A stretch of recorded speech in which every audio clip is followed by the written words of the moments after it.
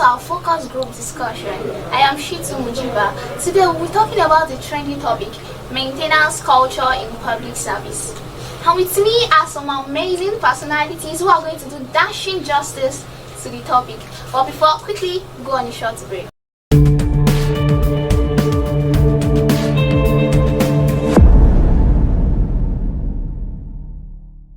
Welcome back.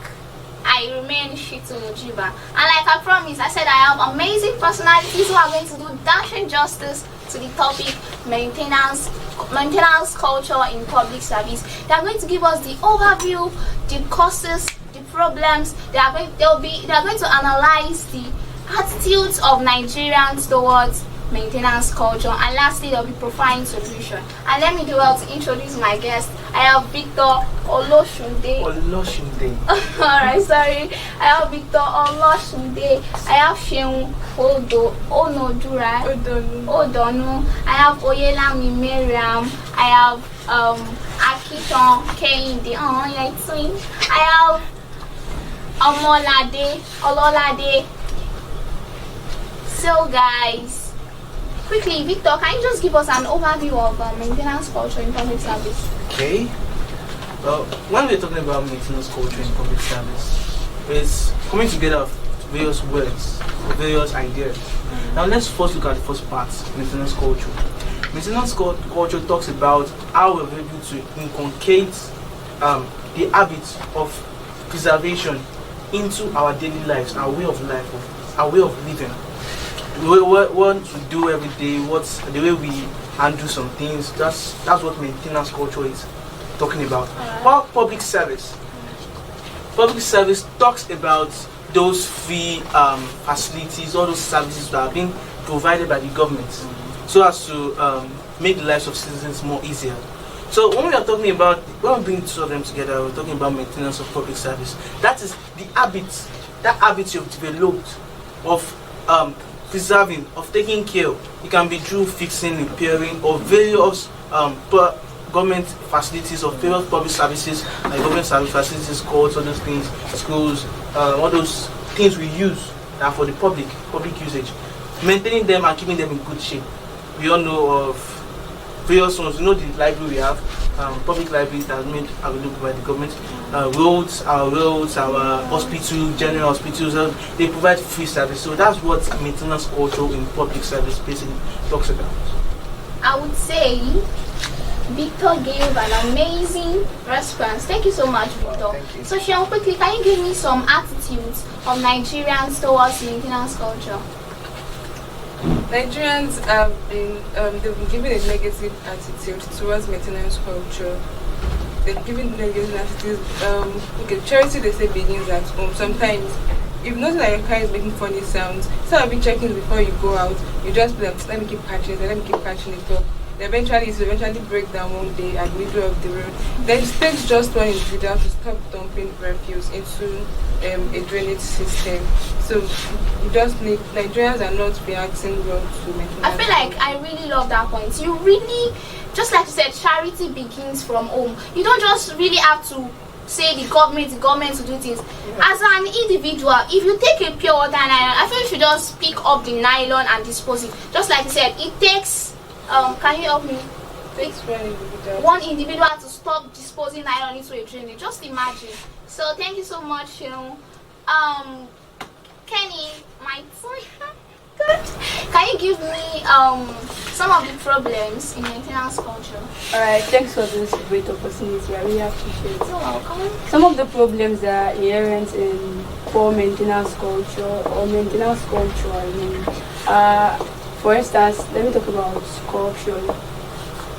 Corruption is very, very, very inherent in the government system.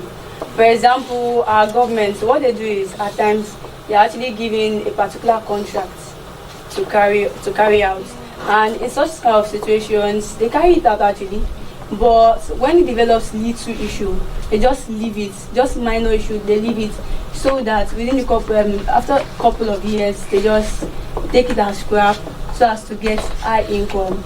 So corruption among the government, I think, is a very, very, very big problem associated with poor maintenance culture. Another problem is inadequate budgetary allocation. In a situation whereby a certain amount is supposed to be allocated for a certain contract, a certain infrastructure, then maybe due to corruption that I mentioned earlier, that particular amount is being shortened. They don't use the right amount for that contract. They don't use it for that infrastructure. Sorry, I'm just coming from there. There are some people that they'll be like, okay, this you hear the budget of 2020 and you see the general hospital. Just imagine yourself going to a general hospital and damn, you feel irritated. There are sometimes that you now have no other choice than just to go to a private hospital, and it is not like they are not collecting money or budget for these things. So I feel like I love your point. Thank you. Just like the case of the third mainland bridge when it was constructed in 2008, we can all testify to it that that bridge actually gave us a lot of issues. Though it was the main road, like the main way that everybody passes. But when it developed for us, we all had to it really gave us a lot of issues, and it was due to inadequate budgetary allocation. Another problem is ignorance. Most of the actors in the mini, the micro, as well as the macro levels are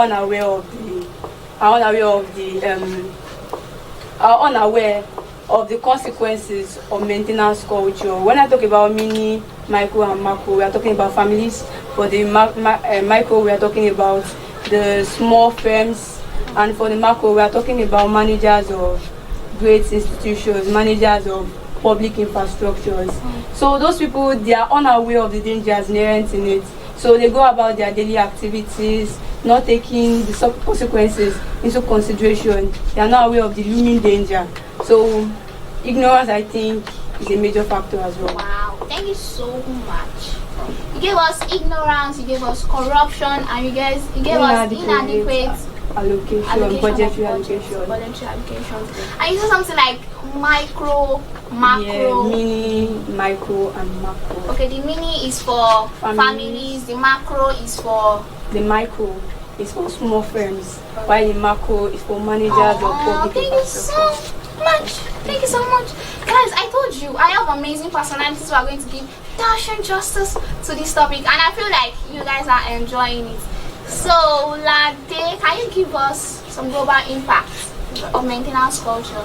Yeah, Africa, we all know that Africa has the second highest population in the whole world, and we have very hardworking people in Africa. They are industrious also, and they have high capacity of learning new skills. Nigerians are not exempted from these skills and everything.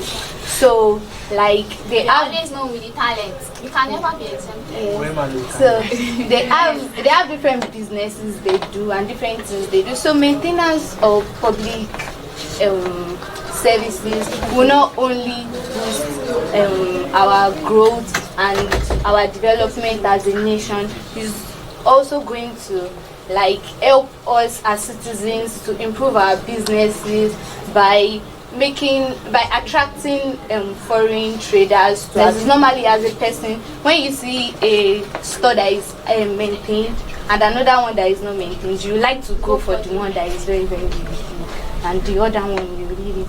So like that, we are going to improve our economic status. Guys, do you know what actually inspired me in this Lade's presentation? Look at the way she Kenny twist cross-legged. Okay, Miriam, please can you give us the solution? Can you provide some solutions on maintenance culture? Well, the government should encourage citizen participation in governance, and they should open a platform to where they can give their feedback and express their grievances. And they should invest. They should open a platform. Please, can you please retweet that? Please, can you say they should open a platform through which the citizen can express their grievances and give feedback. And they should invest in communication and technology. It says that when the people are working, they should be working in a fast pace, that they should work and they should improve their working quality. And they should also increase salaries of the workers. Increase salaries of workers. And what's that yet? And there will be poor quality of work and poor national development. Oh, okay. As a follow-up question, Miriam provided one solution. She said workers should be paid their salaries, right? Okay, normally, and she told us something. She gave us one of the attitudes of Nigerians towards maintenance culture. She said it takes one individual it takes one individual to Stop training of them. from a training. So normal as an individual, you feel like okay, you already said we should not rely on the government, right? And damn, they are not paying us very well. So as an individual, you are not being paid your salary at the due time, and do you feel you can still maintain the culture? You guys should be be honest. Not to lie, what joke. Seriously. Not joke, but as a citizen of Nigeria, we should all be Don't give us motivation. No. As an individual, as you're Victor, right? Victor, can you do that to us? Can you Okay, do that? the simple answer is yes. And you're really going to walk the talk. Yes. Okay. That's Give us your response.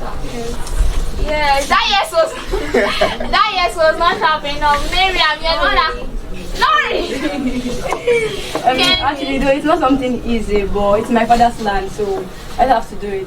It's not for There are anything. some of us. They're always like, since I'm not getting money for it, my go-to, it is none of my business. So, Lade, Yeah, your sitting posture. I would say not really, in the sense that sometimes that mentality you talked about is going to come up that they're not actually paying me for this thing, so let me drop it. And there are sometimes just like, let me just do it.